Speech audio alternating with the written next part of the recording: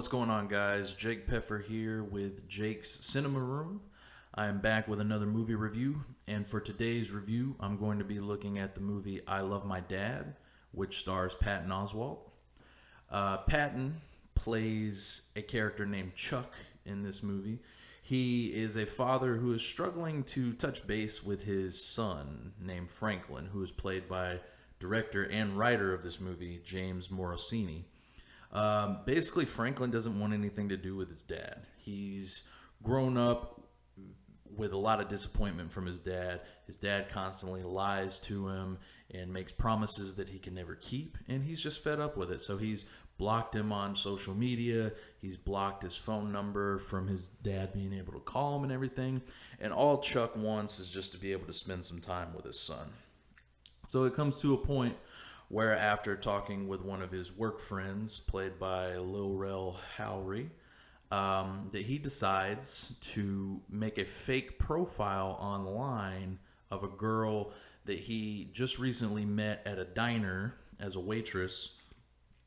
And he decides to use this girl's pictures and name and everything, basically her whole personality, based off of, the few minutes that he met her, and use this as a way to interact with his son. At first, it's just a way for him to get in and be able to see, the pictures and things that he's posting on his profile page.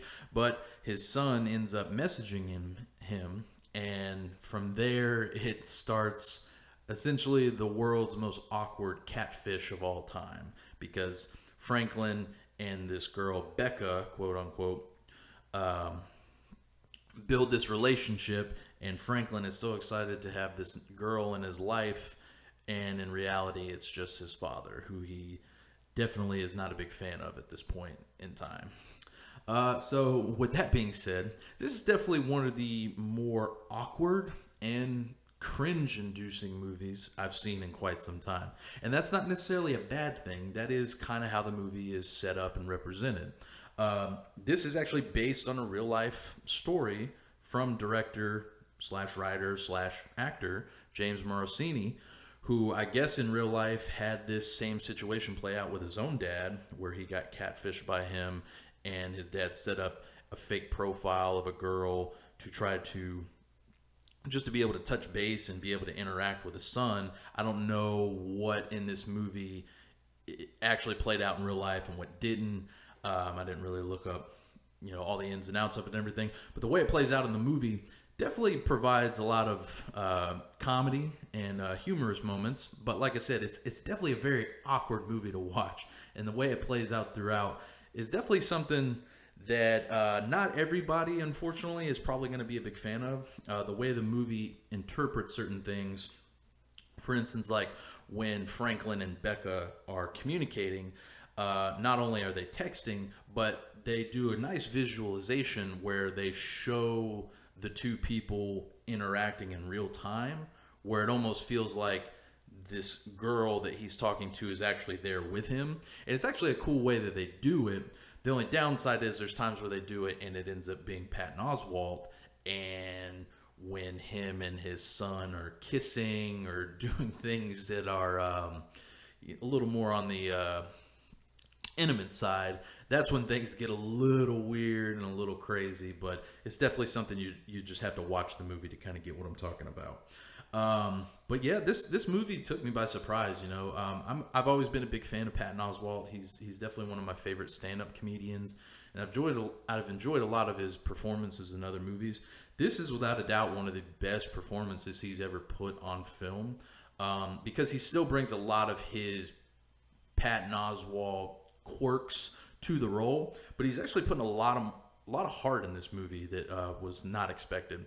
And James Morosini, I haven't really been familiar with him in the past. I believe this is his first directing and writing debut, but he's acted in a few things here and there, and he actually took me by surprise as well. He starts off a little rigid in the beginning of the movie, almost like he's unsure of where he wants to take this character, but as the movie progresses, he definitely gives a really great performance. And when we get into some of the more dramatic sequences, especially between him and Patton Oswalt's character, he definitely really shines and stands up really well with Patton Oswalt. But yeah, I mean, overall, this is a movie that it's going to make you laugh for sure because, like I said, there's definitely a lot of humorous moments throughout. It's just offset by a lot of very awkward moments as well, and the way it plays out in the end is it almost keeps you on the edge of your seat because you don't really know if characters are going to let certain situations go as far as they should when they probably shouldn't. And you'll know what I mean when you watch the movie. Outside of the two main characters, or the two main actors, Claudia Sulewski, I believe is her name. She's the character. She plays the character Becca, and she does a great job because she's almost playing dual characters in the movie because she's playing the actual person Becca, who the character Chuck just meets at the diner briefly, and we see her a couple more times throughout. But then she's also playing this made-up version of the character Becca that is interacting with Franklin through these texts and everything. And she does a really great job in her performance because, like I said, she's basically almost playing two different characters despite them, essentially being the same person. Outside of that, Lil Rel Howrey, unfortunately, is very underutilized here. He does have some funny moments and a few funny lines here and there, but anytime I see him in a movie, I always get excited because he's a pretty funny guy. So it would have been nice to get a little bit more with him. And Rachel Dratch, who you probably remember from Saturday Night Live, she has a small role in here as well where she does a really good job. She has a few funny moments, as well as a couple awkward moments as well, outside of Patton Oswalt and James Morosini. But yeah, this is a movie, like I said, took me by surprise. I was pleasantly surprised by how good it was. Very funny, has a lot of heart. The dramatic moments actually hit very well, and overall, it's a solid watch. Like I said, it's not going to be quite for everybody, just because of some of the awkwardness that comes through, and it might turn a few viewers off, but overall, I would give I Love My Dad a B. It's solid, it's worth checking out, and it's definitely a recommend from me. But yeah, if you have gotten a chance to watch I Love My Dad, please let me know what you guys thought about it.